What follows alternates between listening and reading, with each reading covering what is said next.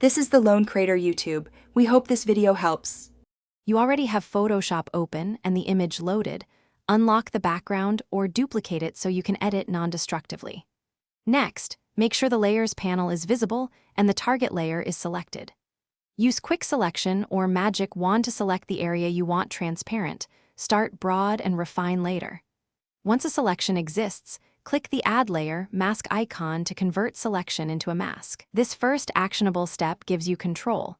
Masks preserve pixels, so you can adjust transparency without permanent deletion. Once the mask is added, choose Select and Mask to refine edges. Use Smooth, Feather, and Shift Edge to improve transitions and remove halos. Make sure to view on a contrasting backdrop to judge transparency accurately. You can paint directly on the mask with the brush tool. Black conceals, white reveals, and brush opacity lets you create partial transparency.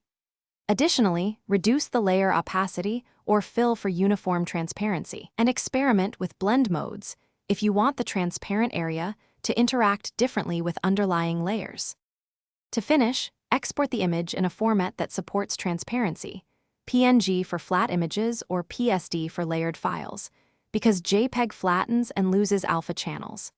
Make sure Save As or Export settings include transparency. If you notice color fringing or halos, return to the mask and use Select and Mask's Decontaminate Colors or apply a tiny defringe via layer matting.